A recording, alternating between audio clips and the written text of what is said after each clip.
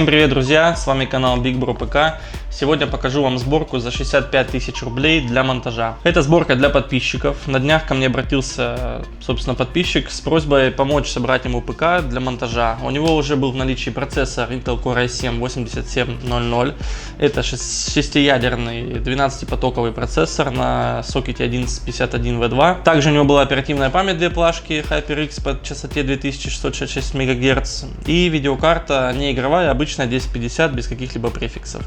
Бюджет был ограничен, но мы постарались выжать максимум для этого процессора по производительности. Мы приобрели материнскую плату ASRock на чипсете Z390, поставили туда M2 диск Samsung 970 EVO+ под систему 256 гигабайт. Также поставили обычный жесткий диск на 1 терабайт от фирмы Seagate. Блок питания AeroCool 500 Вт. Кулер у нас для процессора это тоже AeroCool. И корпус формата мини ATX это Matex 30. Собственно, сейчас посмотрите процесс сборки. Не забывайте подписываться на канал, ставьте лайки, это очень важно.